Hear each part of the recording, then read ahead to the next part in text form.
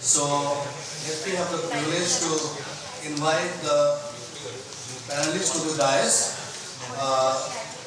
and then I request my colleague Jasmine to introduce them one by one. First, let me invite Dr. Nivedita Haran, who is ILDC advisor as well as Harmat Kerala government, to come here. This is the chair of the session. Nivedita ma'am, please. Then let me invite Mr. Dangayat, who is also ILDC advisor and the person who led this event to be organized in Ahmedabad. I also invite three of our panel participants who came all around the world and going to share their experience. Dr. Pasan Dolma from Cyprus, Nepal. Dr. Teresa Olma Eru from Lemu, Uganda. And Elvina Hector from Nelga, Namibia. So I request you to please come to the dais. Last but not the least, I invite my friend and who has been the inspiration of ILDC also through the World Bank Land Conference event, Dr. Klaus Eringer, who also participated. And let me also take the privilege of the last to invite Sri Vivek Bharadwaj ji, Secretary of Minister Panchayat Raj. So MOPR has been one of the key government partner and also sponsor of the event. Thank you so much for that. Can I request Justin to kindly introduce the panelists?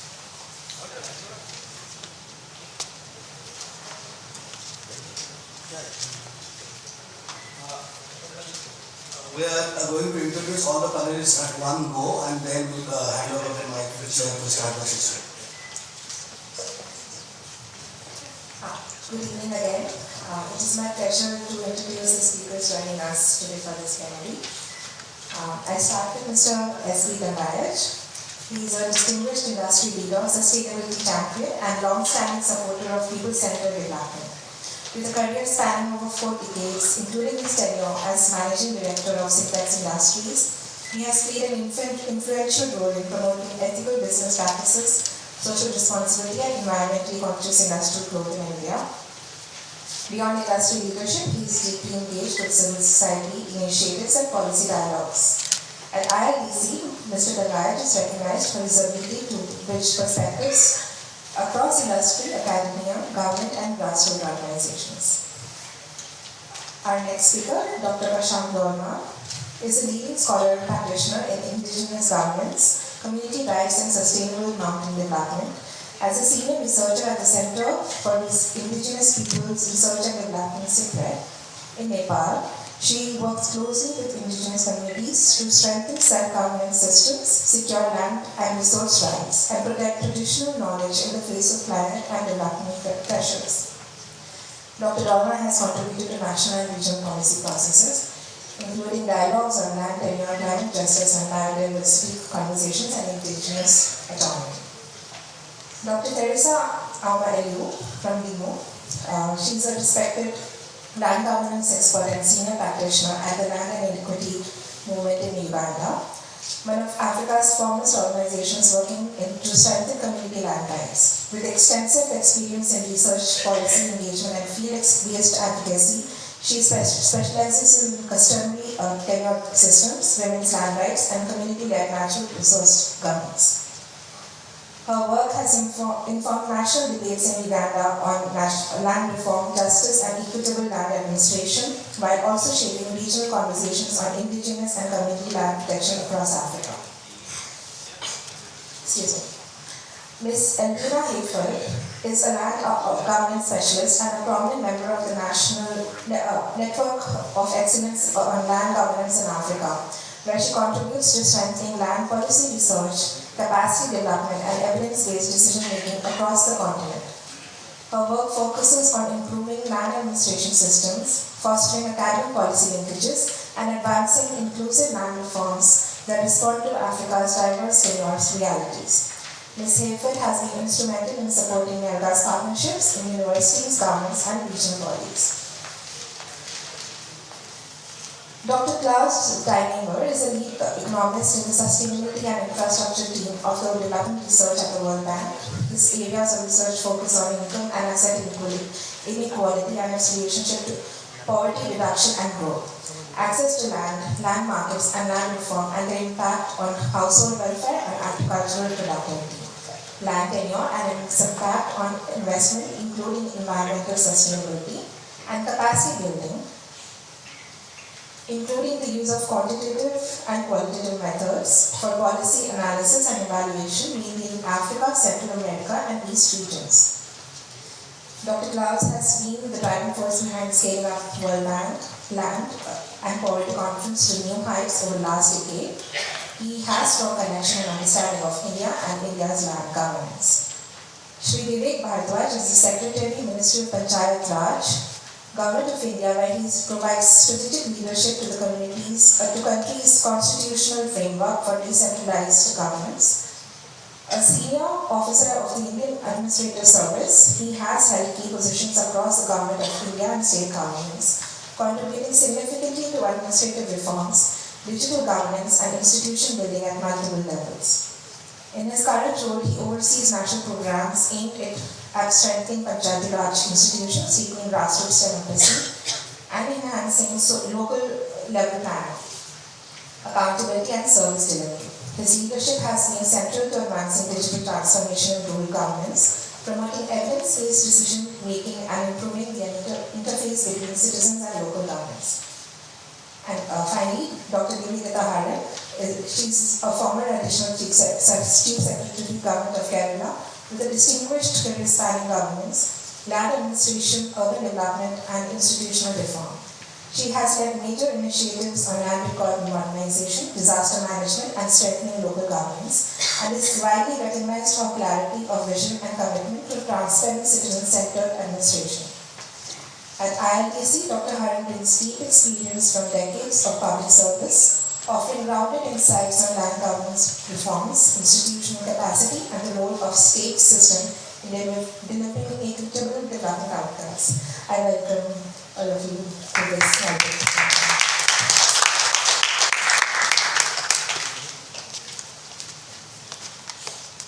Thank you, Jasmine. Before we start the proceedings with the chair, we just want a small video of the proceedings of ILDC, which brings together the 3 days events, 2 days.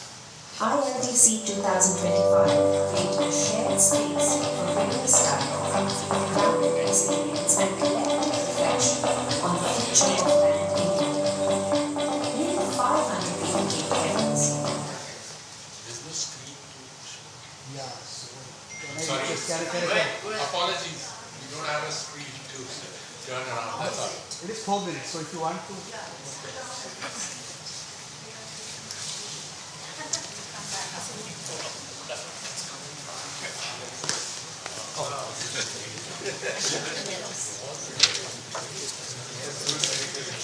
That's the real reason. So he's still cycling to back. Yes. You have to. He's still cycling. Ma'am, yeah. I want to speak to Jasmine. Yes, it's already Yeah. Yeah. I'm going to speak and I have to do but in that case I need this. In this order. Light for them. Light. You know what I mean? Yeah. The background volume.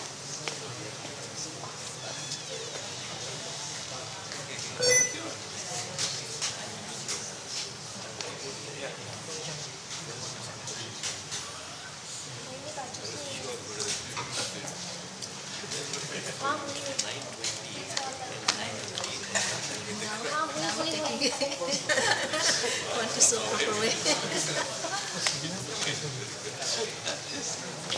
It's a form. Yeah, what she said is right. Know what happened during ILDC 2000. what is amazing, by the end of the day, this what 25 created a shared space for rigorous dialogue, grounded experience, and collective reflection on the future of land in India. Nearly 500 people came together this year from across India and from 25 countries. Researchers, community leaders, practitioners, students, journalists, government officials, all bringing different worlds to the same room. What stood out wasn't just the sessions, but the honesty with which people spoke. Stories of land, identity, justice, memory, loss and hope. Conversations where knowledge and experience met as equals. I've seen our land experience. I'm never only about acres and boundaries. They are about belonging. Every parcel of land carries with story, memory, identity, and We heard about communities defending their forests and commons, about youth reimagining how technology can support justice, about women transforming governments when they hold rights, about planners, administrators, and researchers learning to think together.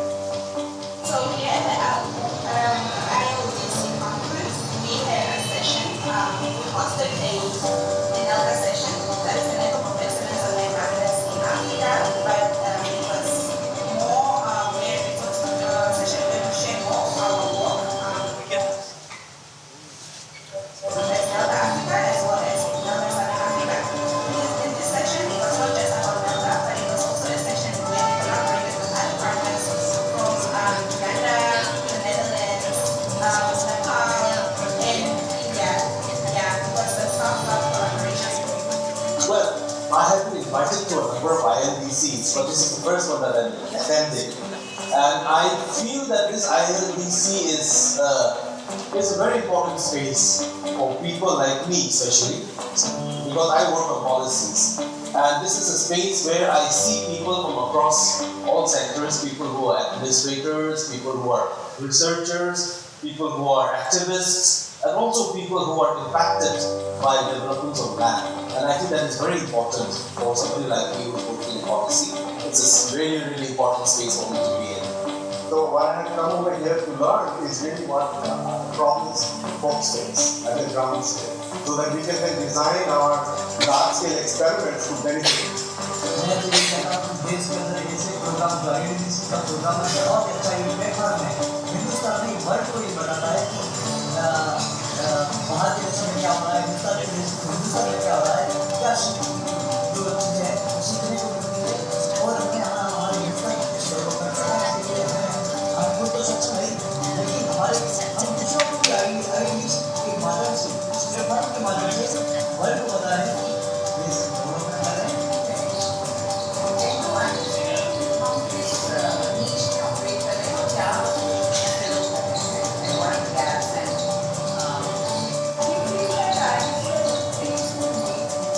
At ILDC, land was not just an issue. It was the thread connecting food, climate, energy, urban change, and people's everyday lives. It reminded us that land governance isn't technical work, it's human work. As ILDC 2025 comes to a close, we take back more than insights. We take back connections, commitments, questions, and the courage to reimagine the systems we work in. Thank you for being part of this journey and for reminding us that the future of land is a future we build together. It's been a great session.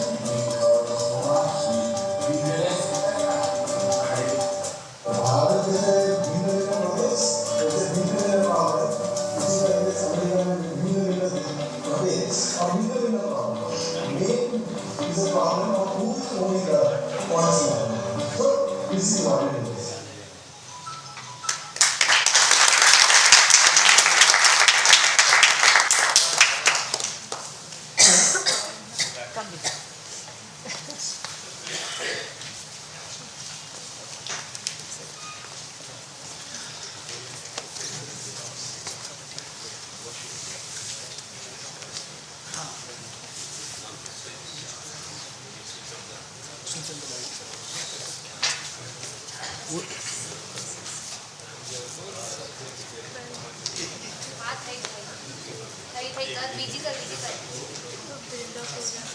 हाँ एक और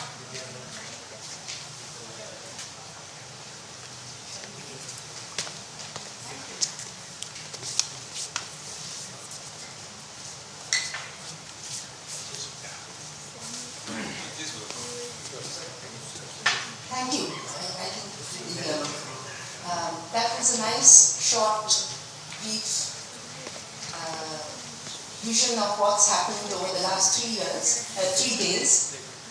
We have been intensively, as those who were not present for any of these sessions would have got a hint of what happened over the last 3 days. We have had some intensive talks on land-related matters, directly related, distantly related, and it's left us really tired and exhausted. So in this session, what we want to do is we want to debrief, we want to have a proper closure here, and also to get feedback and ideas from the people who are present here today. Jasmine has introduced them to you. We start with the first person, which is Mr. Gangaj, who is a part of our advisory committee. Mr. Gangaj.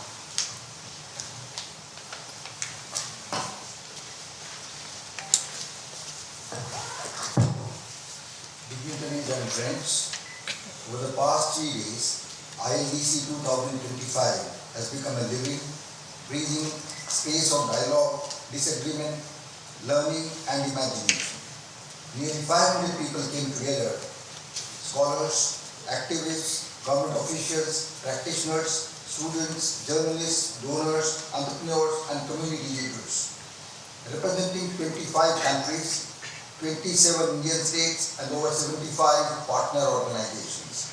What unfolded here was not simply a conference, but a collective mapping of how land sits at the center of India's transitions around climate actions as well as development aspirations. The diversity of voices in the halls, from indigenous leaders to urban planners, from geospatial experts to women's collectives, from pastoralists to financial institutions, has reaffirmed what ILDC stands for. That land is not one sector, but the ground on which every form of development, justice and sustainability must stand. Across 6 tracks, a shared understanding emerged in our agricultural landscape. Farmers, pastoralists and forest-dependent communities that are navigating profound shifts, climate stress, market transitions, certification demands and conflicts over land use. Yet their voices reminded us that food security and livelihoods cannot be secured without recognizing the full diversity of India's tenure systems. Farmers who cultivate without formal titles, pastoralists who depend on mobility, and women who manage land without documentation remain invisible in many digital reforms. The call was clear. Transitions in food systems must begin with transitions in land governance. Recognizing multiple tenures, strengthening local markets and investing in agroecology and collective models that protect livelihoods. Across our commons and forested landscapes, the conversations returned again and again to community stewardship. Whether in water systems, grazing lands or forests, people emphasized that community-led governance is more durable, more equitable and more ecologically grounded than externally designed conservation systems. From pastoralists losing mobility routes to forest communities whose rights remain unrecognized, the message was unmistakable. Conservation cannot override rights. Instead, it must anchor itself in them. Strengthening Gram Sabhas, federations and community institutions, especially women-led spaces, is essential for the future of India's commons. Climate transition and renewable energy expansion also occupied the center stage. Whether in carbon markets or large-scale RE projects, participants cautioned against an approach where carbon output is prioritized over food, biodiversity, mobility and livelihoods. Communities asked for clarity on carbon rights, genuine consent processes, fair benefit sharing and safeguarding against the misuse of so-called wasteland categories. The energy transition must not reproduce new forms of ecological or economical displacement. The consensus was strong climate action succeeds only when it centers people, ecosystems and land justices. In our urban track, the discussion revealed the scale and urgency of challenges facing Indian towns and cities. Urban land is expensive, scarce and contested. Institutions are stretched, planning is uneven, and affordable housing remains out of reach for millions.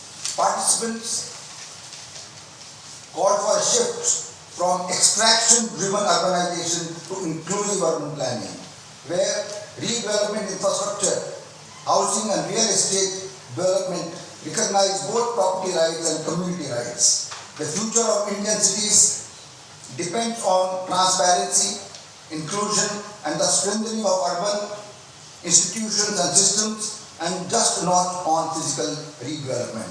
Digital transformation emerged as both an opportunity and a caution. While geospatial intelligence automation and digitized land records can strengthen land governance, speakers repeatedly emphasize that technology cannot replace community and validation of local knowledge. Current data sets capture only a fraction of India's tenure diversity. Without land literacy, training, data justice, and decentralized access, digitization risks deepening existing exclusions. The way forward lies in interoperable, open, and inclusive systems that recognize customary, informal, and collective rights and build digital capacity at every level. Finally, the discussions on land governance and institutional capacities reminded us that reforms cannot be piecemeal. Real transformation requires stronger institutions, harmonized laws, long-term training ecosystems, continuous land literacy, and community-led monitoring. Whether on habitat rights under the FRA, customary systems in the Northeast, or access to justice for marginalized communities, the message was clear. Rights on paper must be supported by institutions in practice. Governance is not just technical work, it is political, administrative, cultural, and relational. Across all tracks, a shared conclusion emerged. Land transitions require social transitions. They require institutions that listen, policies that evolve, technologies that are inclusive, and communities that lead. ILDC has always been a partner-led platform, and this year, again, reaffirmed the power of collective thinking. Every session, every conversation, every disagreement was an invitation to rethink and rebuild India's land systems with humility, imagination, and courage.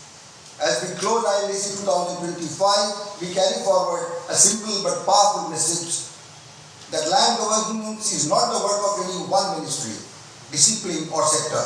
It is a shared responsibility of communities, scholars, administrators, activists, technologists, and practitioners. The path ahead is challenging, but is also full of possibilities. And if these 3 days have shown us anything, it is that when diverse voices come together around a shared purpose, the future becomes negotiable. Thank you for being part of ILDC 2025. The conversations do not end here. They continue through the partnerships, collaborations, and commitments that each one of you take back. This platform will always remain open for dialogue, for innovation, and for collective action. We look forward to working this journey with you together. Thank you very much. Thank you. Thank you, Mr. Kangaraj. I now invite Dr. Pashang Dolma to share her thoughts.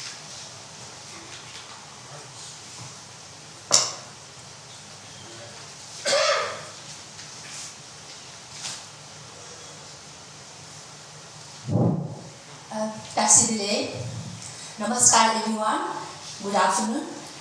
It's my great pleasure to be here to exchange of our stories, experience, passion for our work on the ground. Tuji, thank you so much, Pranab Chaudhary, Dr. Pental, and the entire team for your rigorous work and welcoming me even in the last minute to join hands here in Ahmedabad.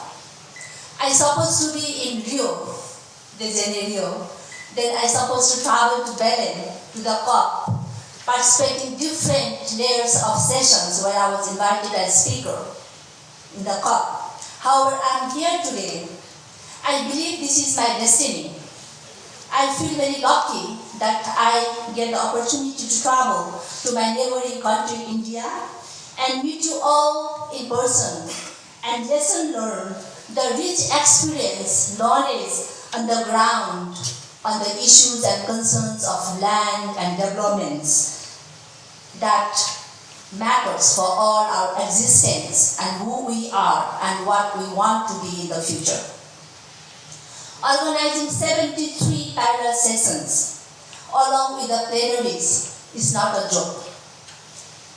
And along with the 3 days work and the field work is a rigorous task. So I would like to thank and once again congratulate the whole team for making this realistic and making it possible.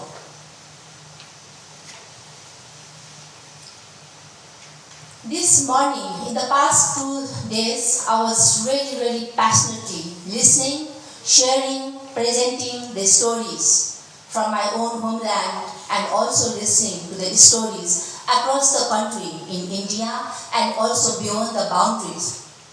This morning, listening to the stories from Nagaland, Jaipur, Meghalaya, Kenya and beyond, that really touched my heart. And that connected my own stories, experiences, and reflect back my home, where I have been passionate in the past 2 decades, working on the ground, bringing our young generation and connect our roots, rather than disappear in the discourse of theories and trying to travel from the village to the city and city to the abroad and never come back. That's how CIPRED is established. Center for Indigenous People Research and Development that I founded for the first time in the history of Nepal as an indigenous-led research platform. And after working many years in the university, as a teacher's college, working in the NGOs, INGOs, CSOs, working in the multilateral, bilateral agency across the world, I finally found my heartbeats when I started working with my own community on the grassroots levels. So that's how the CIPRED, Center for Indigenous People Research and Development, now we started working on documentation, retelling our own stories, rather than being told who you are, and building our evidence-based policy advocacy to bring our real voice, unheard voice, to be heard in the academic and non-academic discourse. To revival our traditional livelihoods and enterprises and through our own lenses from indigenous worldviews. In the past, there has been few achievements that I also shared in my presentation earlier, especially with the legal recognition of our customary institution. Many people in the past, when I working in the different food states, how indigenous knowledge contribute for climate action?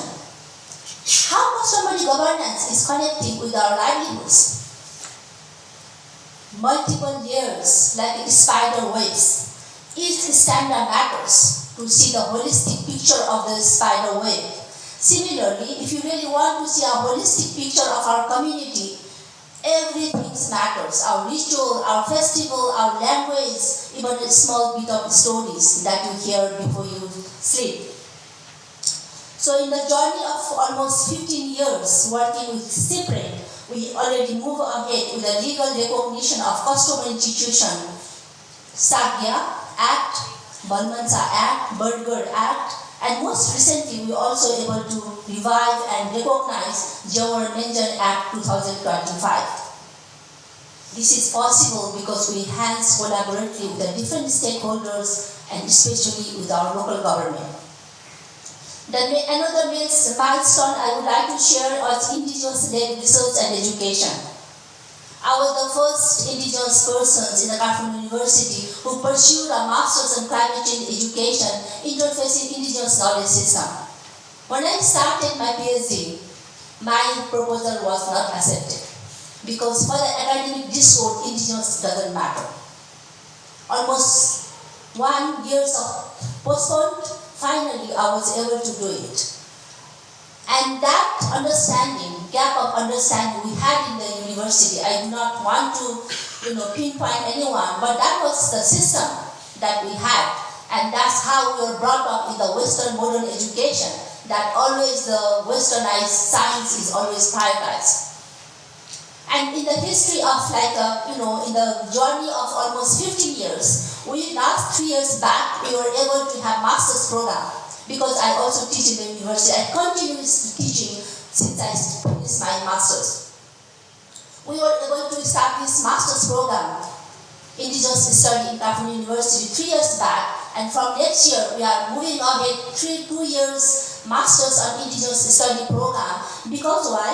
Because we really want to have a fresh graduated students to continue and build up the passion, who we are and why our root connection is matters. And the third one is indigenous food and economy. I have been hearing many sessions here in the past 3 days. Why indigenous traditional livelihoods? Why our seeds? Why organic food? No, there are a lot of discourse. And this is one of my passion also, because without food, without healthy diet, who you are is a big question, And I feel very proud to say today that along with the study on indigenous food economy, one of the courses I introduced in California University, that students not just want to mingle with the theories, but going to the roots, learning from your parents and elders, and that is what needed for our healthy society. And myself, I started my own family farm 5 years ago, and now on my table, 80% of the food I eat on my table comes from my own farm. And I encourage and pass this message among my colleagues and also among my students. What you eat matters. It doesn't matter what you wear, but when you go inside, something inside your tummy, that matters. And now I finally would like to interconnect that the world is, watching us. The world is wishing to get knowledge and experiences from us. That's why we need to prepare ourselves. We need to build our confidence. We need to build our trust. We need to be courageous to stand up why our local diverse practices should be out of the discourse on the climate and biodiversity, sustainable developments, lands, ecosystem, whatever we discuss that matters to us. I just would like to give you 2 short examples. In the past, since 2009, I have been following UNFCCC, United Nations Framework Convention on Climate Change. I have been speaking all the time why indigenous knowledge matters, along with many indigenous people around the world. In the Glasgow COP, in the high-level panel, I was invited to reflect back the 6th assessment report.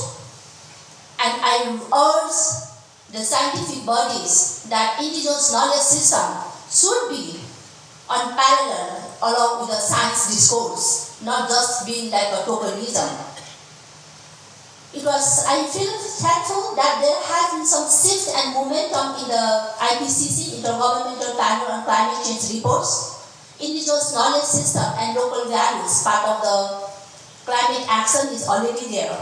And for the first time, when I was in the Bern session last time in Bern, first time indigenous people representative in the steering committee of the IPCC is already there. And for the first time in the history of IPCC, they have started the workshop among indigenous people upcoming in February 2026 and trying to listen the stories and experiences on the ground. And I also feel thankful that I have been invited so that we can keep on sharing our knowledge and stories. Another story is ILDC, Intergovernmental Science Policy Platform on Biodiversity and Ecological Services. 2019, the report comes up, 6.2% of indigenous people world contributing, safeguarding more than 80% of the biodiversity.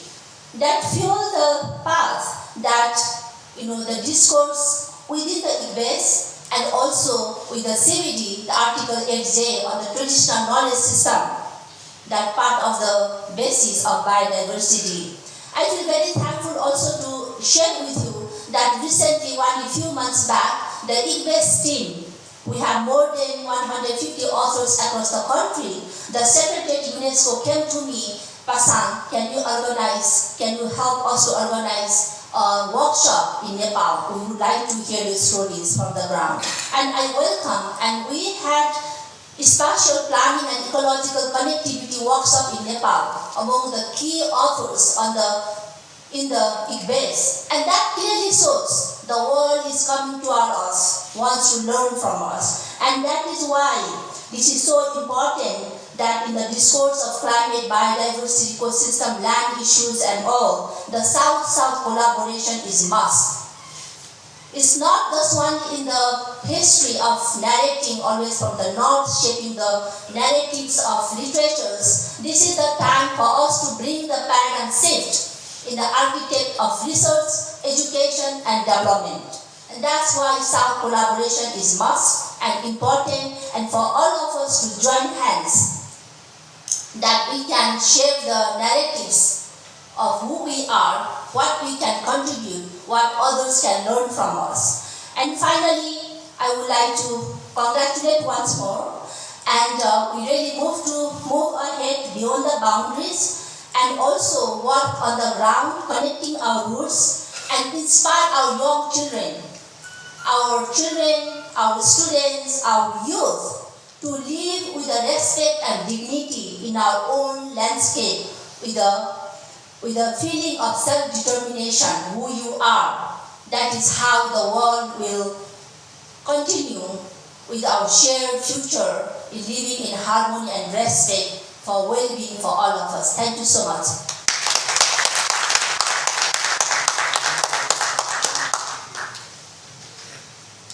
Thank you, Dr. Pashan. I now invite Dr. Teresa to share her thoughts.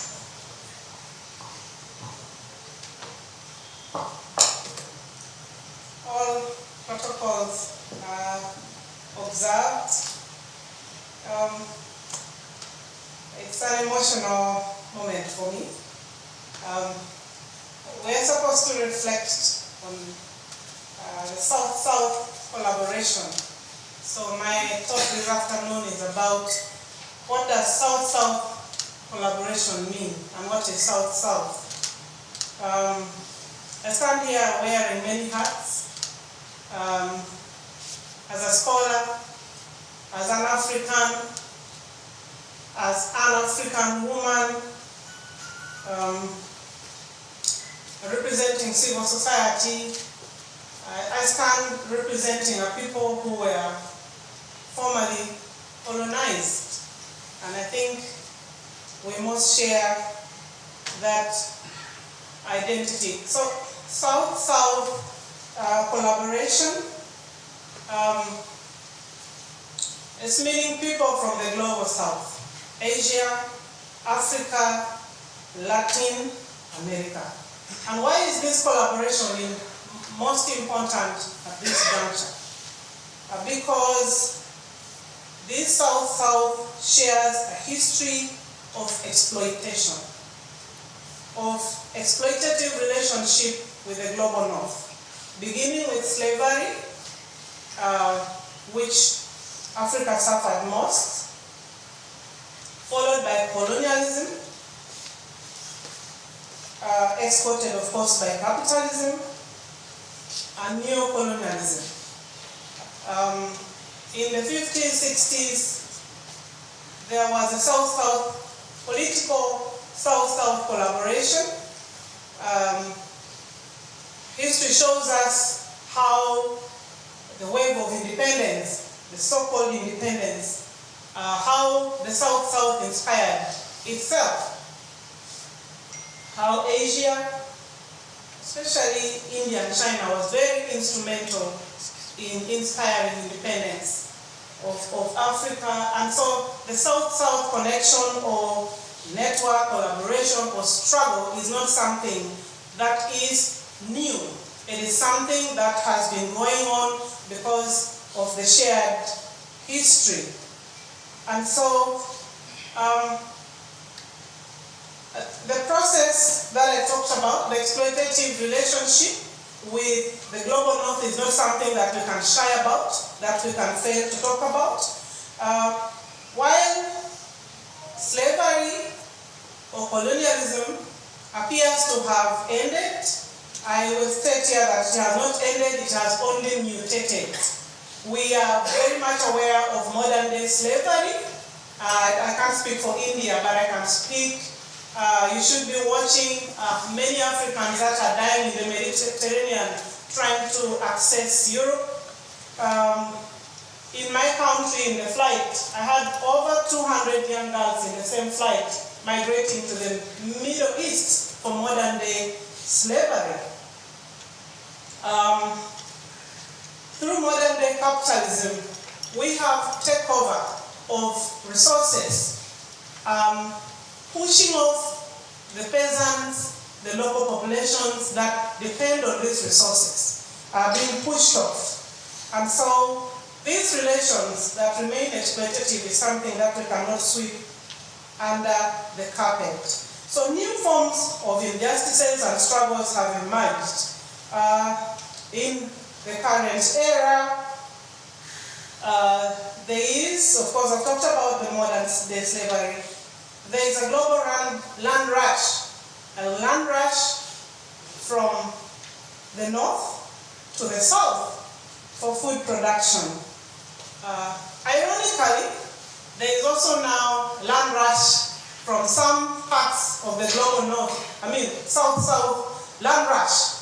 We are aware of the BRICS, Brazil, Russia, India, China, and South Africa.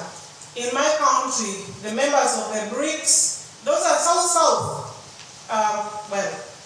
Russia is not south.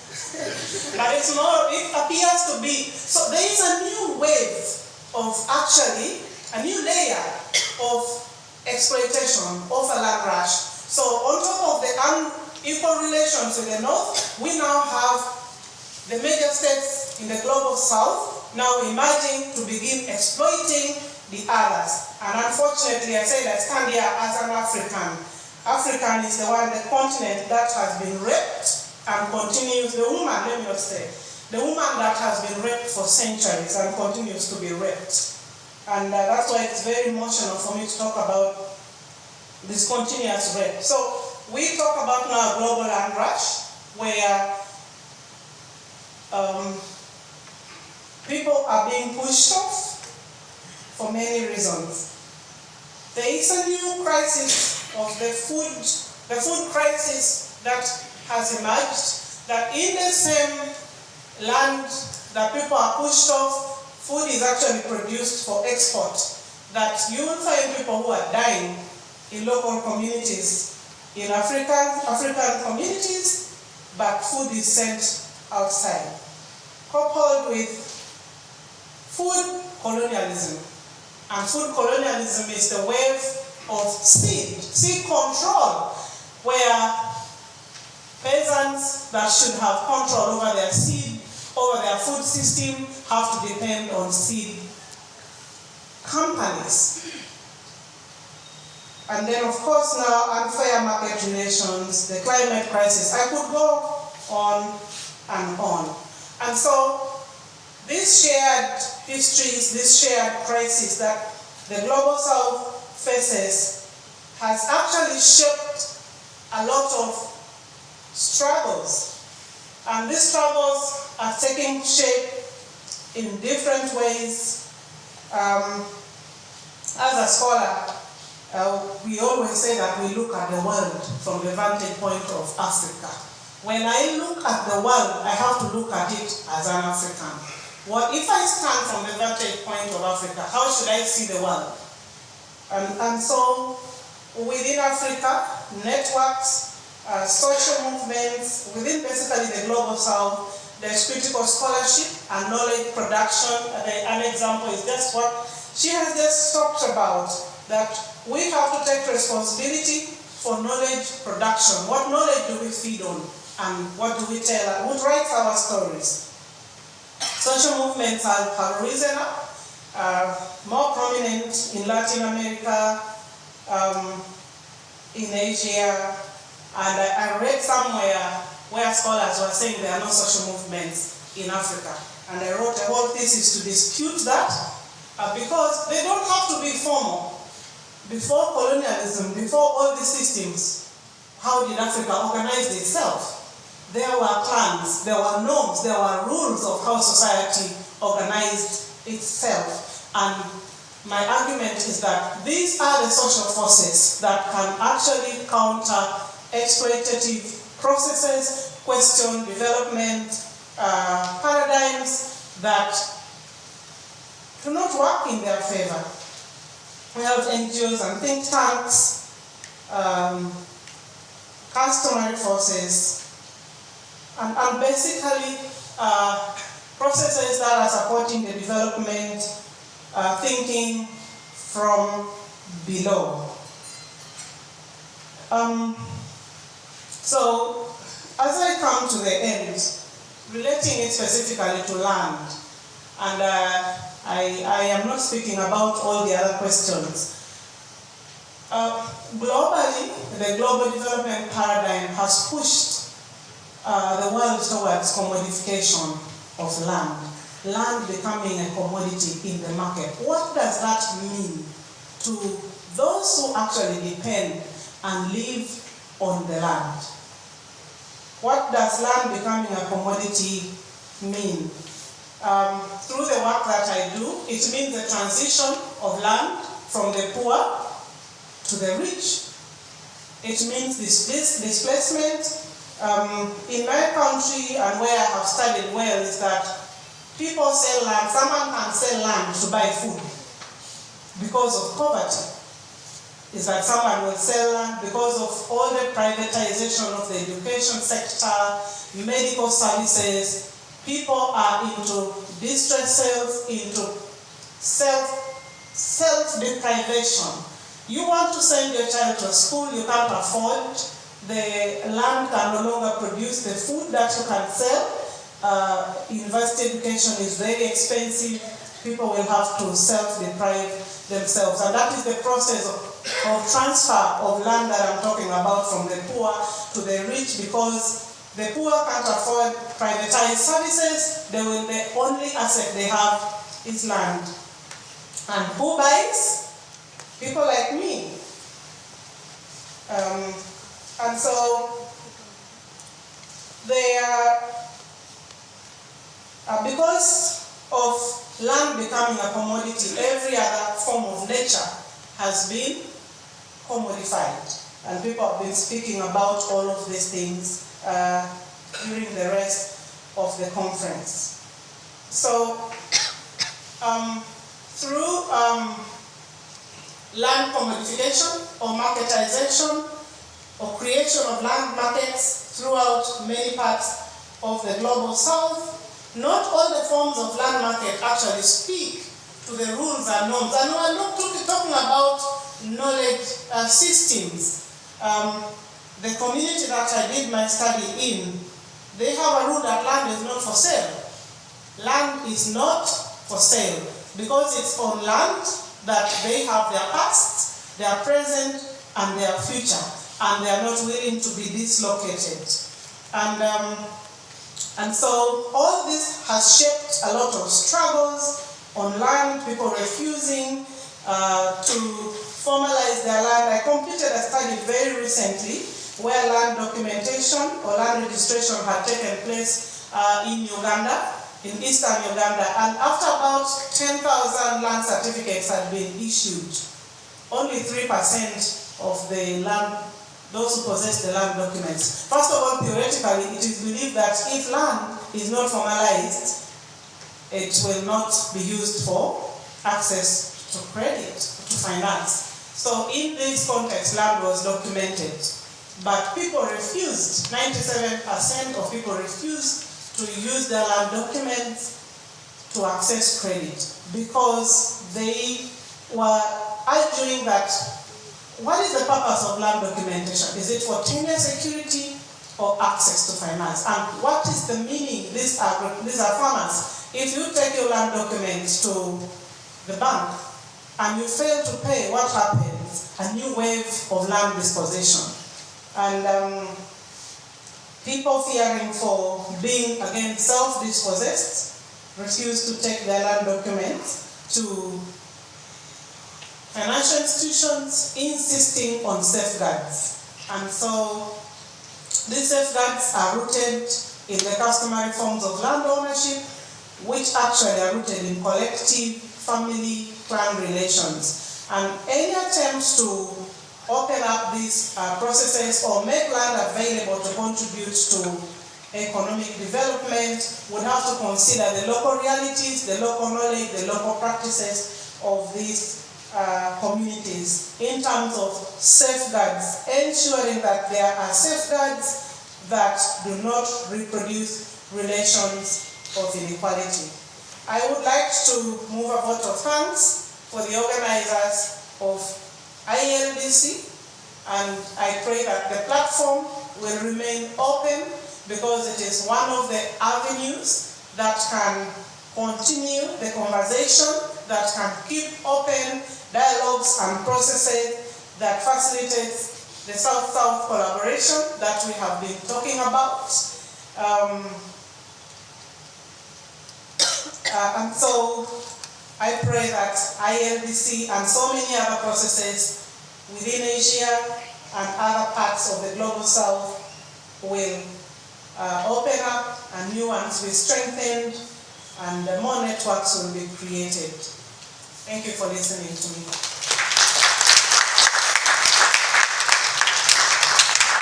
Thank you, Dr. Teresa. Finally, from our guests from abroad, Ms. Elvina Hayford, could you share your thoughts, please? And could you limit it to 5 minutes, please? Thank you.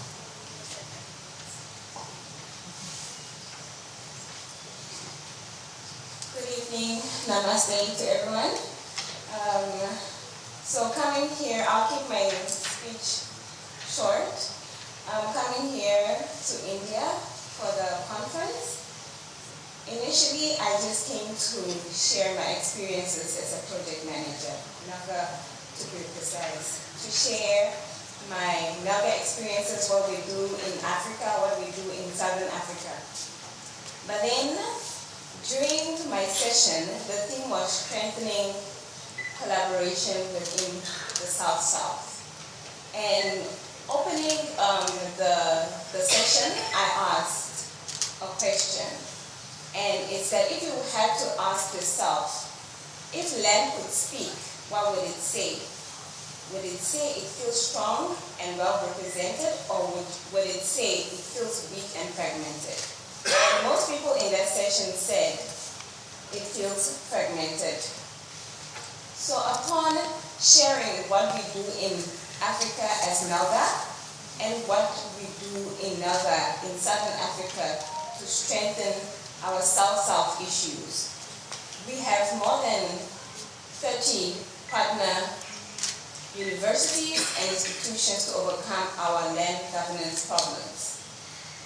So sharing our experience we have, especially in education, training, policy action, all of this, I think it is high time that we share our knowledge, not just have them done in South-South, in the South-South meaning Southern Africa, but share it with South-South, and I mean in Africa as a whole, and with other South-South countries in Asia, because during our session I learned a lot, especially in Uganda. We have, as she mentioned before, selling land is an asset to their people, so not everyone is willing to go to the banks to have their land as collateral. And there are some policies in South-South that do this, and it works in our country, Namibia, but in Uganda, it doesn't work. So even when we share information, we have to make sure and understand that all these policies are not just about land, they are people-centered. So we have to look at people to see what works for them. And we did acknowledge that land is an asset to everyone. In every country, land is an asset. It might mean different things. In other countries, it might be agriculture. It means different things to different people. So with this said, I would like to say I've acknowledged that in South-South, we all have a shared history. So moving forward, my biggest priority, I'm holding myself accountable, and I hope we all here hold ourselves accountable for what we do moving forward. Not just having discussions in this room, but also taking it home and implementing and bringing it to action. That we collaborate and we co-create solutions within the South-South through student and staff exchange programs within Africa and Asia, collaborative research projects, co-develop online tools and digital courses, have MOOCs, expand the knowledge amongst the South-South countries, and also communicate initiatives, including newsletters, policy briefs, and so on. So I'll say, let's build the future of land governance together as South-South instead of just countries within the South-South. Thank you.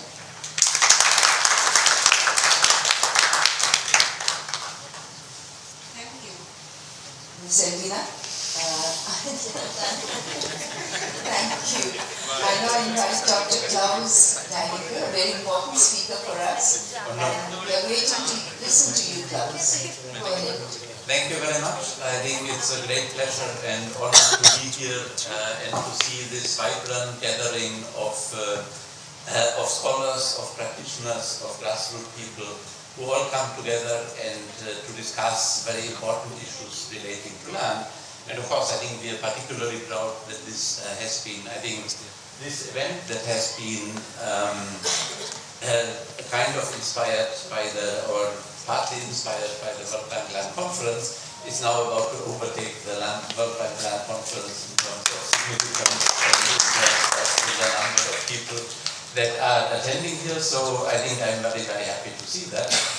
So with that, I think I wanted to bring a little bit of international experience, or global experience here. So I think the key issue is, as I said, benchmarking land institutions, whether we can actually see from the very rich experience that we have in India, how can we put that in the global context and what does that mean? So I want to say go a little bit on a conceptual basis on the global evidence that we did from some benchmarking and what that means for India. I think I don't have to tell any of the participants here that essentially land policies and land institutions have three main functions. The first one is to ensure that rights are enforceable and that information on them is easily accessed. And I think we have seen many examples from the presentations here where rights cannot be enforced, where governments just give paper certificates that are not worth anything, that cannot be enforced in the court, that if certificates are given, they are only in the name of men, not in the name of women. Women are not empowered. So I think a lot of potential for empowering people, for allowing them to start businesses, for reducing wasteful spending that they spend in terms of fighting with each other about land is lost because government cannot give effectively secure the rights. And of course it's very important that this doesn't only apply to individual rights, but that also applies to group rights. And group rights are often much more effective ways to maintain secure tenure and also secure stewardship of valuable biological resources, which I think a lot of studies all over the globe show. The second part is to enhance, to actually allow transfers and allow structural transformation by impersonal transactions that are conditional, and of course that fosters, as we have seen in many countries, structural transformation by allowing people to interact with strangers, for people to actually take up non-agricultural employment, to create conditional rights such as mortgages, and also I think which is very important to provide price signals that signal the relative scarcity of land. And also I think the risks, and especially we have been talking a lot about environmental risks during this conference, the environmental risks that are often not priced into land values, and that should be reflected into land values. And often the reason, as we have discussed in the conference, is that people don't have the information, but government could actually make the information available through hydrological studies and through other things that are linked to the land records. And that, of course, is where interoperability of records is very important. And then the third element is to provide the basis for public land management, infrastructure investment, and I think very importantly, land value capture, because in the end what we see is that in many countries and in many places the benefits of public investment go to individuals rather than coming back to the public in terms of taxes and in terms of revenue that can be used by local communities, by panchayats to actually provide better services to the landowners. And then of course you see that big discrepancy that you have to provide the services privately, which is much more expensive and much less effective. So I think that is where planning and effective decentralization, also through collection of land and revenue, and in many cases you could finance infrastructure if you had effective land value capture instruments in place, but instead this goes to the landowners or the speculators who are buying up the land or grabbing the land very close to infrastructure developments because they have private knowledge, and that of course is not what we want to see. So I think public land management is also very important, and of course, as I have already mentioned, many of these things are politically quite sensitive. One thing that we have also been discussing through this conference is that digitization can really improve the ease and the nature of service delivery, and I think that is something we have been talking a lot about South-South. I think where the South really has a big advantage, because, and I think India shows that very well, that in terms of digitization, what took hundreds of years in developed countries can be done in years in developing countries if the policy framework is appropriate. But what we find in many cases is that the advantages that could be taken, or the possibilities that people could take advantage of, are not being used because the policy framework is not right, because policies are still in place. And then India is a prime example for that were developed in colonial days or during the 1960s or 70s, when nobody knew about the opportunities for digitization that can be opened there. And I think there are three particular aspects of digitization that are important. The first one is connectivity, because you can actually, as government, communicate to the land right holders directly. And of course, landholders can communicate with themselves, so that makes it much easier to implement complex rights, to also, I think, get the consent of co-owners, especially women, if there is any transaction building. What we have seen is, second is the interoperability, because you can not only make it easier for citizens to comply, but you can also share data within government, between different government departments, which makes them much more powerful and much more useful for decision making, and also that, of course, increases the quality of the records. And the third one is to provide spatial data, integrate the spatial data and with remote sensing, where again I think you can then enforce land use regulations that have not been enforceable in the past, and you can be much more effective in terms of policy.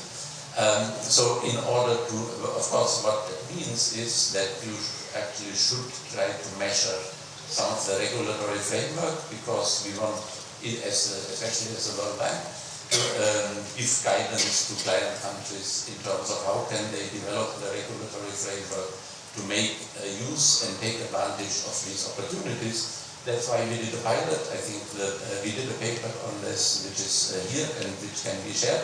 But I think we developed three types of indicators. The first one relates to registry scope and trustworthiness. The second one to rights protection and low transaction cost. And the third one to land value capture and public land management. What we looked in the first one, and I won't read all of them for you, is that there is a digital registry with national scope rather than with parcel scope. And I think what we saw a lot, I think Uganda is It's a particular example. I think you have customary rights cannot be registered. It's very difficult. You have different registries for different types of rights. All of these should be in one centralized registry, and this registry that should include community rights. The coverage of these rights, maps should be vectorized, and registry and cadastre should be interoperable, which is one big issue in India, and of course also in order to ensure accountability and make sure that e-signature should be mandatory for officials, so that there is a chain of accountability and traceability for any transactions and for any registry actions that are being taken. The second element is market liquidity and transaction cost. That would mean that the registry is linked to a digital ID, and I think India has been making very big advances in terms of Aadhaar that shows what is possible once you digitize personal identity. Of course, if you link that to land rights, that becomes much, much more powerful, that e-conveyancing is possible, that past prices are accessible digitally. I think that is very much important for transparency and for of the market. And that also there is a digital link for the private sector and also for local governments to the registry and the cadastre, so that they can actually use this information for planning or for making it available to other interested parties. Because these are not for nothing called public registries, they should not be behind the paywall.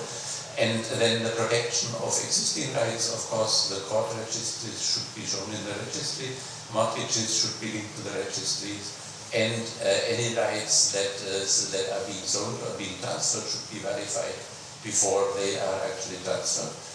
And then, of course, the third pillar is on land valuation and taxation, where we find pieces that on the one hand the tax rolls should be updated regularly, which is very important, especially in developing countries where cities are expanding rapidly. If you don't update these, you get very imbalanced and very inequitable taxation systems. The valuation should be market-based, and you should have public land management. If public land is transferred, it should be done competitively. All of the contracts should be made available digitally and should be public. And I think remote sensing should be used, and gender should be identifiable from the land record, so that you can actually look at the distribution of these. We looked at these indicators for 85 countries. I don't want to read them to you, I just list them here. And of course what we find, I think I probably don't have time to go through that in detail, so I will just flip through the slides quickly. I think what we find is that there is huge differences across regions, but also enormous opportunity for leapfrogging. And the leapfrogging we see particularly in Eastern European countries. I think they had all manual systems 20-25 years ago.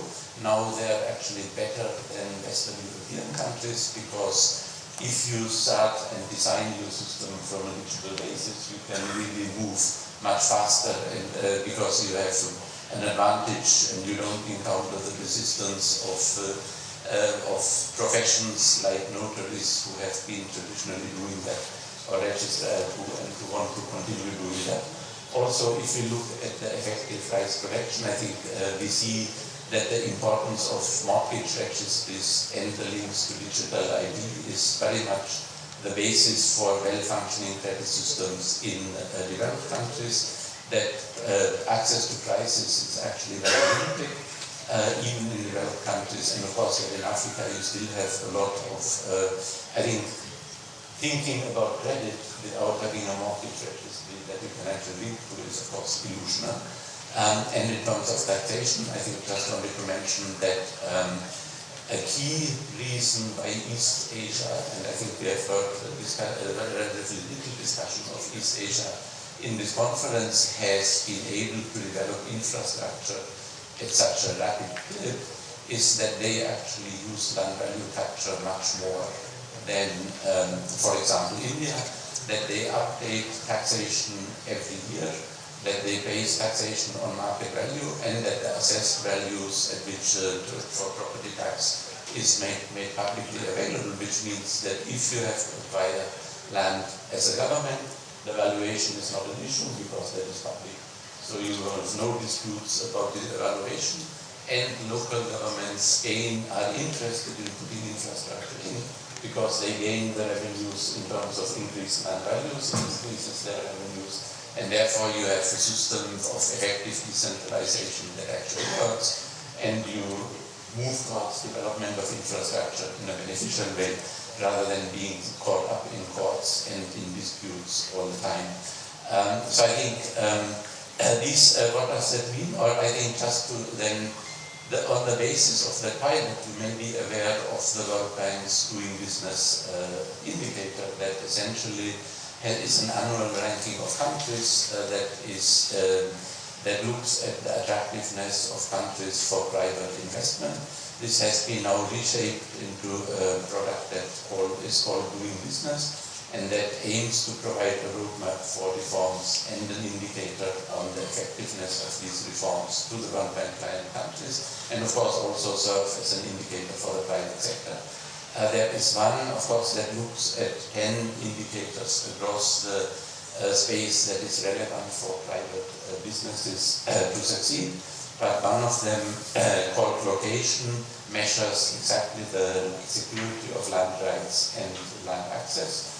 And based on the discussions, or based on the results from our indicator, a decision was taken that these indicators would be used in the business ready. So I think that will be something that countries will be assessed on in the future, starting from 2026, and we will have a panel at the land conference where we actually will have the first results from that. So I think with that, let me just highlight quickly in 5 minutes, noting that we are already late. I thought it would be interesting to compare how India links to the global indicator in this respect. I think what India, so in the three elements that we have, India has made great advances in terms of digital cadastre and cadastral coverage and vectorization of maps. It is lagging quite a bit behind in terms of digital registries with national coverage, which is mostly because land records in India, as we have been discussing, are quite partial and very fragmented between rural and urban and administrative bodies. So therefore, clearly there is potential for India to learn. Also, I think in terms of e-conveyancing and API access to registries, some states have made a lot of progress. And also the linkages of the mortgage registry, but of course there is no digital firm ID, even though Andhra is quite advanced, and digital price access is also not there. So again, there is a mixed picture. And of course, if you look at taxation and public land management, I think there is a lot that India can learn from international experience, and of course that is something where we hope that the discussions that there will actually be scope for discussion. So I think just to sum up, that Indian states have actually made significant progress on the technology front, partly due to programs like CLR and DLR-MD, but that the replicability of that is often quite limited to specific states that are moving, but it doesn't percolate across the states to the extent that we would like them to do. And also it's not very sustainable sometimes even within the state, because you have certain bureaucrats who are very active and proactive and take that forward, and then after 3 years somebody else comes who moves in and the whole program tries to evolve because people don't really understand that. So I think, and of course that limits the progress for job creation and development. In order to help overcome that, adjusting and publishing something like this global index of business ready within India across states could actually be something that could be very helpful, because it could help states to learn from each other much faster. And of course, Samipa and Naksha are two very good examples. I think we have both the secretary and the joint secretary here, and without their efforts to help discussion among states. I know that you have discussions with states every week to make sure that they actually talk to each other. But of course, that is something that should actually be replicated at a much bigger scale, and you should look at all of the aspects of land governance, not only a very specific program to do that. So I think, and of course, having an index like that states compete with each other, and where they are assessed every year could help to actually bring that to bear. And it would also help to connect to the global debate a little bit more, because then of course there are a lot of, and I personally was very much surprised to see the progress that some states have been, some countries have been making since 2005, since we started all of these discussions. So I think that could be the basis for a very vibrant dialogue. And very much, of course, we hope that we can be helping to bring the dialogue about, not least at the next LAN conference that will be held from April 29 to May 1st in Washington. And we hope that we were very happy that both the Secretary and the Joint Secretary were able to attend there. I think there was a lot of interest in the SONDIPA program from African countries who could learn a lot in terms of how that has been implemented very cost effectively, very quickly, and in a way that is very participatory, because I think the one advantage that India has is it has a very vibrant civil society, and of course that we have seen at this conference. And I think if some of the African countries could actually learn from these Indian experiences, I think we would be able to see a lot of progress also in Africa towards achieving secure land tenure. And we very much hope that with the conference, and of course with thank yous also to the support that ILDC is providing in terms of generating this discussion in India, we hope to continue on that path. And there is still a lot to do, so we look forward to collaborating with all of you. Thank you.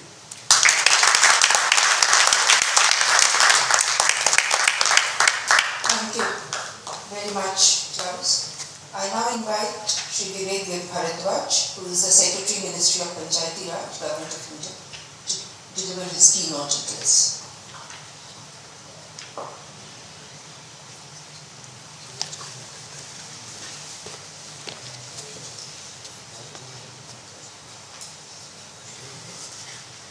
Good evening to all distinguished delegates, speakers, representatives of partner countries, civil society organizations, research institutions, state governments, and grassroots leaders.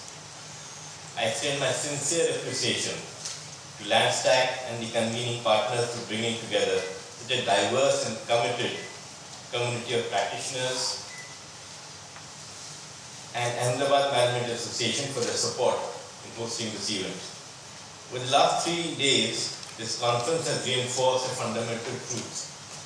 Land is not merely a physical asset. It is inseparably linked to dignity, identity, and livelihood. We are not talking about land records, we are talking about people's lives, their future, and their rightful stake in development. The thematic discussions at ILDC 2025 offered a comprehensive and deeply insightful exploration of the centrality of land in India's development. I am told that across 6 major tracks, participants examined how land shapes food security, farm resilience, and the livelihood of millions, how commons and community-owned landscapes must be protected amid expanding climate and carbon finance agendas, and how the energy transition depends fundamentally on equitable land access and robust land use planning. The urban track highlighted the challenges of reconciling India's fast-growing housing, infrastructure, and real estate needs with spatial justice, environmental sustainability, and participatory planning.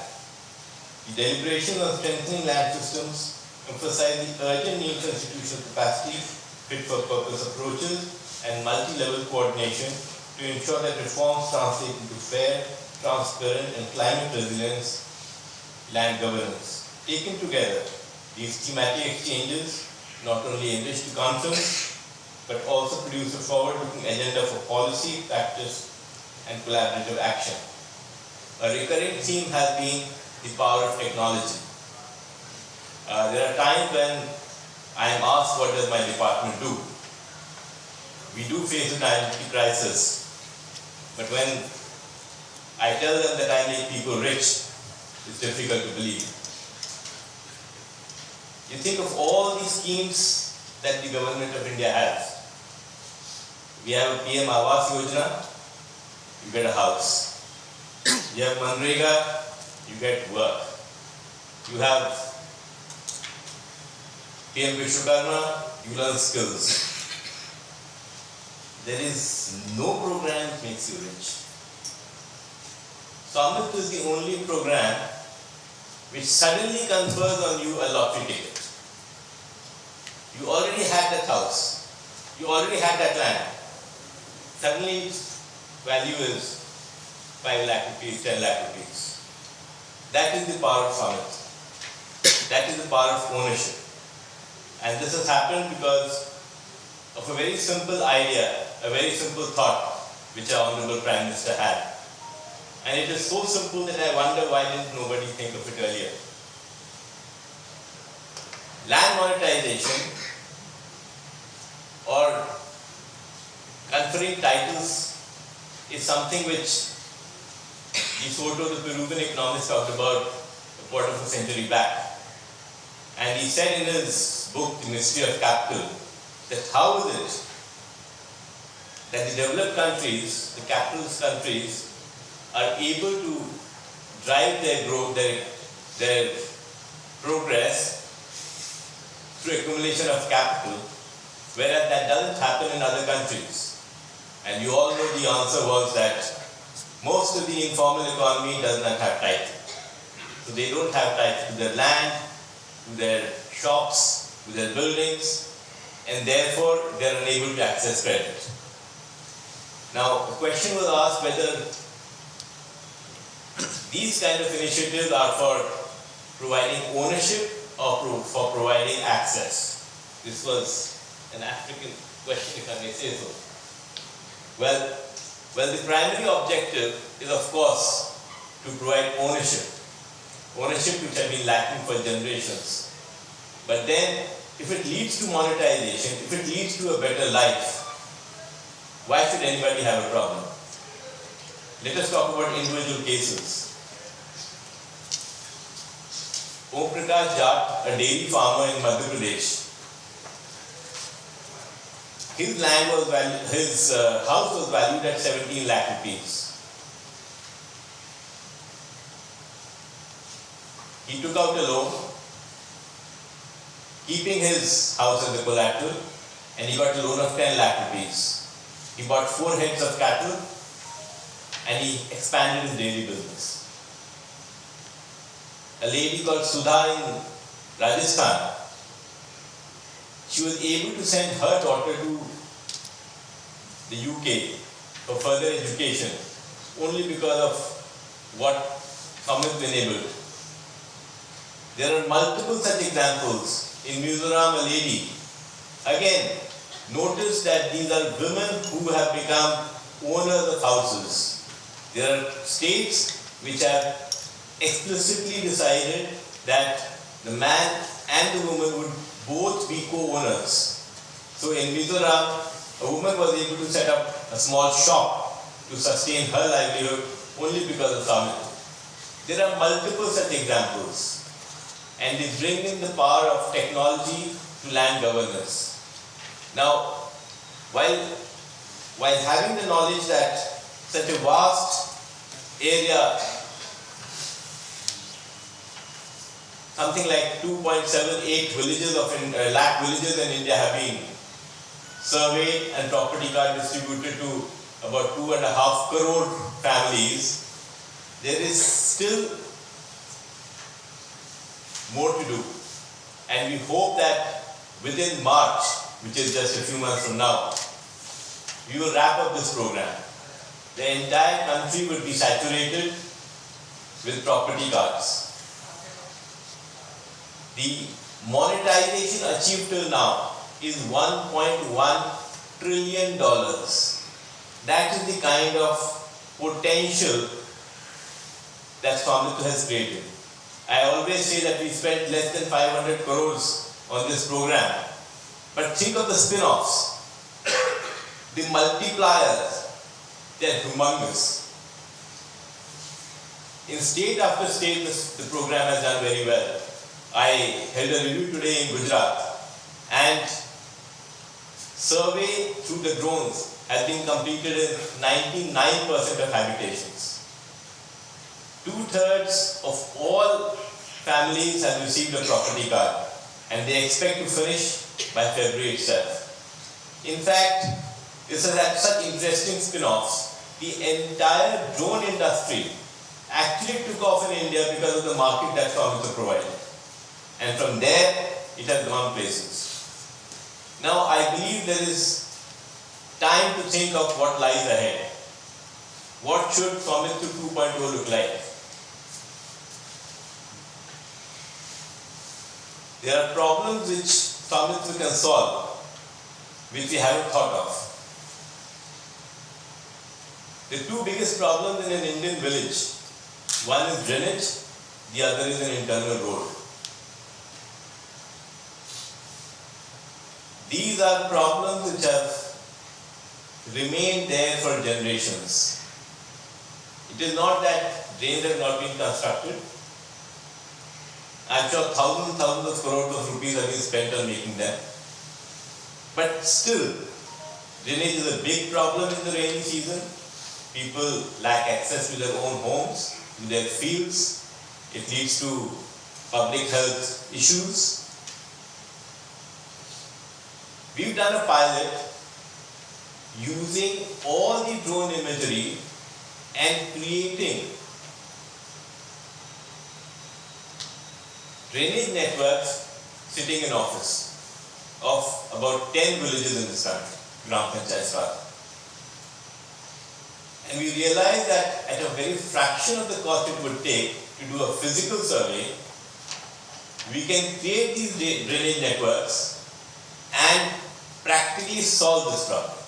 A problem which has hounded generations, which unfortunately has also not, been on the radar for many of us. The other is the road. Now there are dozens and dozens of villages where a fire brigade cannot reach, an ambulance cannot access, and in an emergency, this becomes a huge hazard. We through Samitra have the image of all the inhabited areas of this country. We have the drone imagery of all the roads, the internal roads in a village. Can we not flag the width and whether it is actually possible for civic services to reach? And if we can, and if we flag it to the community, maybe the community will decide that for me, this particular house is less important than access to an ambulance in an emergency. And then the entire village can sit together, come to a decision whether the community should pay a compensation to that particular house to ensure that the width is enough for the fire brigade to come. Similarly, if we have the drone imagery of all the houses in a village,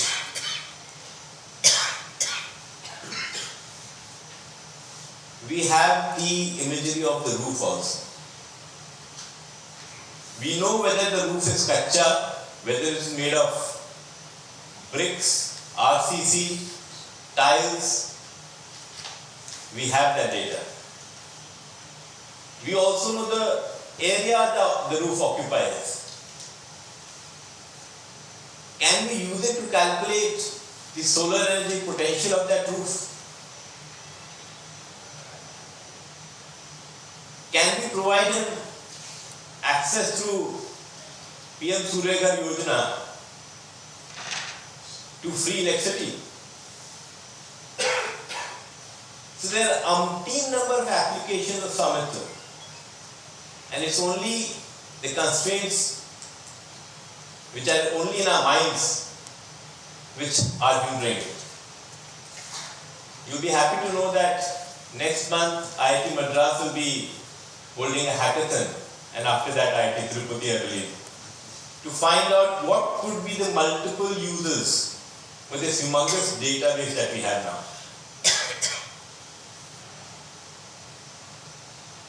I thank all of you for your patient listening, and I thank the India Land Development Conference for inviting me to share my thoughts. Thank you so much.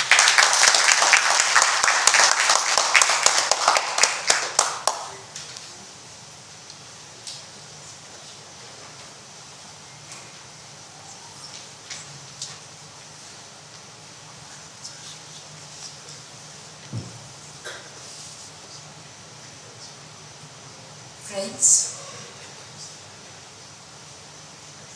I think all of you have had 3 full days of discussions and you must be tired, mentally tired. I will not keep you for long, but as part of my chair's remarks, I thought I'll share with you very briefly what is my takeaway, what I think I have been hearing over the days have been your takeaways, and the way forward. I'm glad to say this is my, I think the 5th year of attending the ILDC. It's grown. It's grown so big now, in fact, that at times we wonder that how everything is managed and how the logistics will be taken care of, but thankfully everything has gone off well, and kudos to the team. They have done a wonderful job.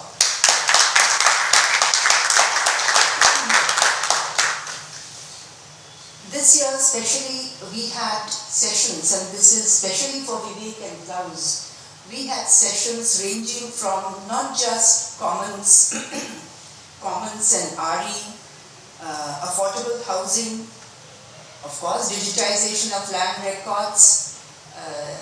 I was being asked that nobody's showing maps. I think we are all tired of maps now. We've seen so much maps over the last few years. Housing for the street vendors, etc., etc. It's covered the entire gamut of possible connections that land can have in our lives. And as you know, and as has been mentioned by the previous speakers very cogently, land is not just something of economic value. Land for all of us, those sitting here, has a social importance and it has an emotional value. And it's evident from the fact that in India, and I'm sure in many other countries, I think the aim of any parent is to leave behind for his progeny, his or her progeny, a piece of property, a piece of land, or anything that is connected to the soil. Therefore, that emotional value has also been discussed at length. I think for me the main takeaways from this year's ILDC, if I can very quickly enumerate in no order of importance, is that each session had a lot of discussions on some of these issues selectively, of course. You can't go into everything at the same time. I think we should not lose the value of these discussions that have taken place. And we should, from each session, or at least groups of sessions, cull out the important actionable points and record them. That's of course the first step. Second, once those are culled out, and to do the first, we would need the assistance and the contribution from all those who participated. It will be most welcome. Second, I think what we need to do is find out from those actionable points, what is the way forward now? Should it now be formed into a consultation paper, or a base paper, or a base policy paper to be shared, or a project proposal? I think that should be the second step, which is again very important. Or it could be maybe a letter to a district collector, I was sitting in a session where I found that something, if I think it comes to the district collector's notice, he or she would immediately have done it. But nobody has approached the DC. I think something of that nature needs to come on, because ILDC is not just a place where we come and lay down our problems and issues. We also try to find solutions, and that's why people like us and people like Vivek are attending. We can find solutions and see if we can make things better. After all, we all are intending to make a change. So that should be the second step. The third thing that we should then be able to do is, if necessary, if these are problems or issues or points which can be taken forward in the future, how is it that we can do that? Is there need to set up a small expert group or a sort of assign this work to some think tank? I think that should be the next step. The fourth idea that I have in mind is consequent to the discussions at this session, and I'm happy to note that the participation of the central government, ministries and the state governments has been going up and up, and that's a very good sign. Whereas I had seen in my first year of participation, there was hardly anyone from the state, or if anyone, there was a section officer sitting there in the corner. Now we have the Secretary to Government of India attending our valedictory. That itself shows how things have moved forward. That shows how ILDC is taken note of. So therefore, we need to then also decide how to engage with the government. Government and the government agencies, whether it is Niti Aayog or the PSUs or any other government department or the states, we need to decide on that. We also need to talk about something which we saw in a big way being discussed, which is the relevance of rules and laws and rules, and how some laws have become so fossilized that even the enforcing agencies are not aware of them sometimes. I think there is need to demystify the laws. How it is to be done is for us to decide, but we need to make sure that if there is a law, that law needs to be enforced, implemented. Otherwise, the law doesn't need to be there. And I think the central government itself has done a lot of work in removing laws which are irrelevant. So therefore, if we have laws, they have to be implemented. And that is what needs to be done in the next stage. Apart from that, it also is important that some of the issues that were discussed at great length here obviously are very, very important. And I'll pick up the one which has been my passion, which is the protection of public lands, commons, and other public lands. I think the time has come when ILDC should consider taking up projects, simple projects, between one ILDC and the next, on some of these important issues that were focused upon at that ILDC. And if that can be done, ILDC does not have the wherewithal to do it, but obviously it will have to engage with a partner, whether it is Landstack or any other agency that can be decided. And I leave it to the advisory board of ILDC to consider that, whether they can be selected projects that can be taken up, that can become let's say a path-breaking project, which can then be presented at the next conference, and from which other states, other countries can perhaps learn. There could be lessons to be learned from implementation of such a project. I leave it to the others to give their comments on that. Finally, and on this point, I had mentioned it to Klaus, and I had also told him that World Bank should come forward and assist us in taking up a project of this nature. And I would suggest something connected to commons, or public lands, inventorization of public lands in a selected district or a selected state would be an ideal one for that. Because as you know, as public lands are shrinking, other problems are arising, and we don't want that to happen. There is one more issue that is extremely important, which was discussed at length, but not enough, I thought, is the protection of our water bodies. A lot of issues are happening, especially in our urban centers. We touched upon that. The urban floods that happen is because water bodies are not being protected, etc., etc. What can be done to ensure that we have an idea where these water bodies are? Because before you start protecting them, you should know where they are. We often do not even know where they are.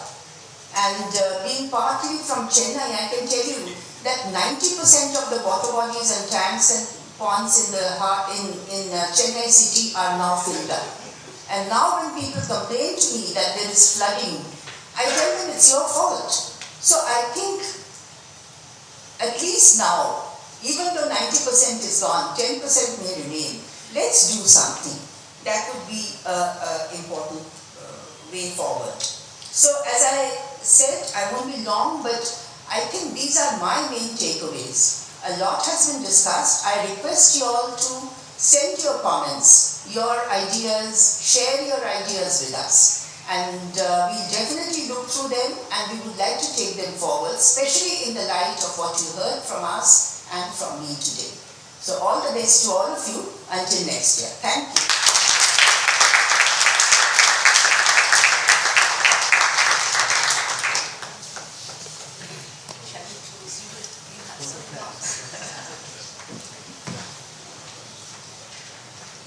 I think you have to be another 3-4 minutes with me. Ceremonial word of thanks.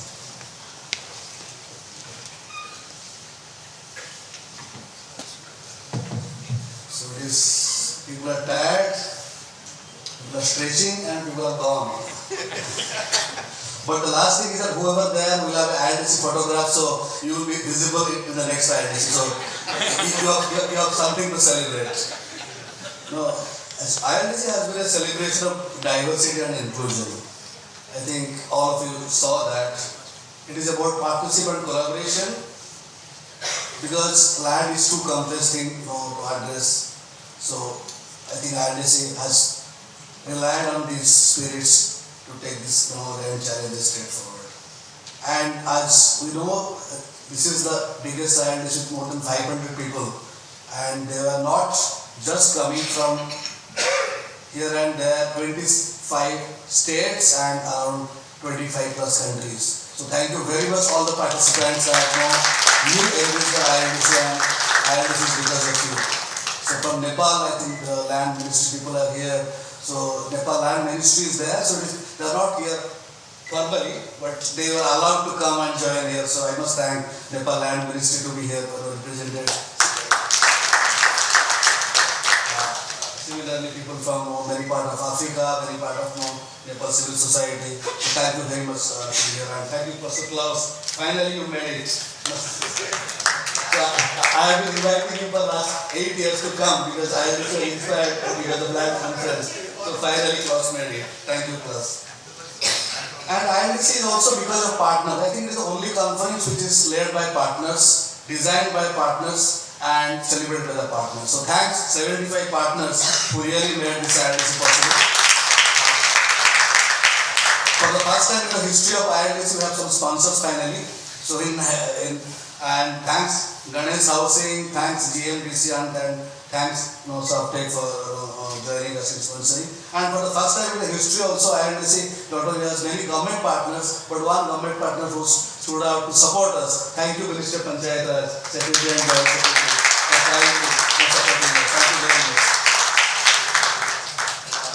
So ILDC has many core partners who have been the core driver of this journey. So you can see in this partnership logos. So they have been there to thick and thin for last 10 years now, supporting ILDC in cash, kind, and in terms of organizing intellectual support. So thank you very much the core partner, knowledge partners, and media partners, and also the local host, which is AMA, Gujarat University, and EDI. So thank you very much for that.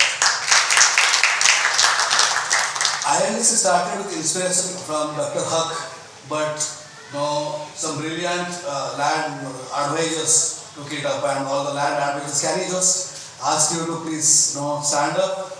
The ILDC advisors who are there, so that we can give them a big hand, please.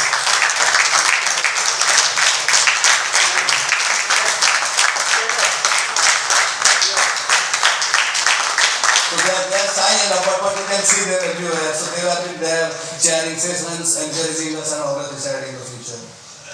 This time ILDC has gone in, immensely from some volunteers. So a big hand to the volunteers and volunteers. Can you come here, please? All the volunteers, can you please come over here? Please make a line here. I think they are silently and very diligently working, and and I will also invite the ILDC team, the Landstack team, who are in last almost 6 months and last 2 months particularly, working very hard. Landstack team, please come over here. Please, all the volunteers and Landstack team, you deserve a big hand, big applause. I am not reading out anybody's name, but all of you made things possible. Thank you very much. Please come, all of you, please.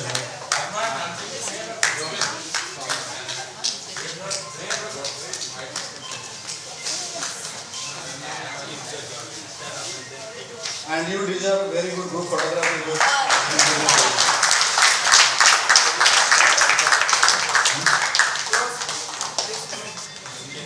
Can I request the video to stand up again?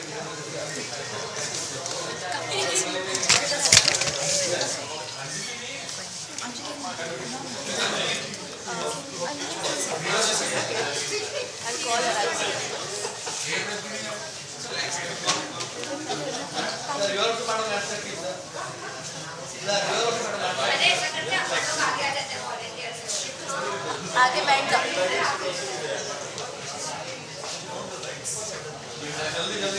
I have another small also invitation to all. Some of you can come up. Yes.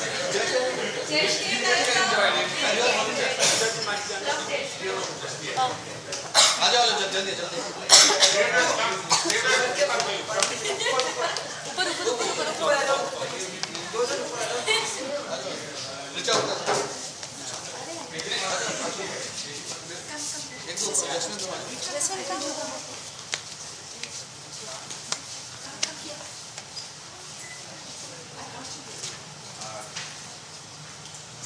On this light side. Why don't you on the lights? I think all the lights on. No.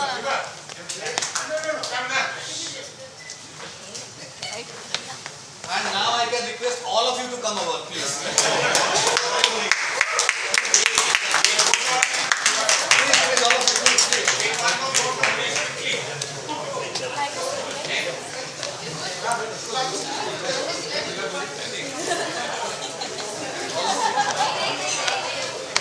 एक line बैठ जा.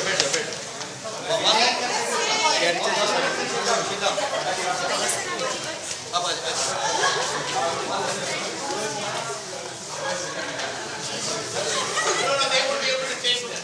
हाँ ये ले जाएंगे. हो जाएगा. आ जाओ.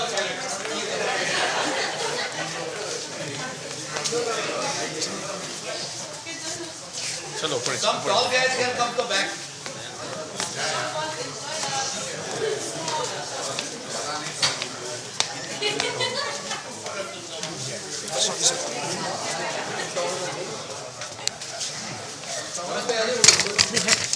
यहाँ पे. Okay.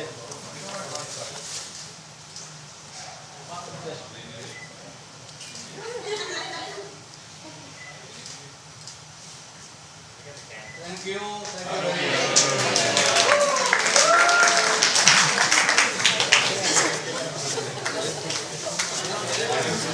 As you go back, we have a small announcement to make. that is about the next ILDC.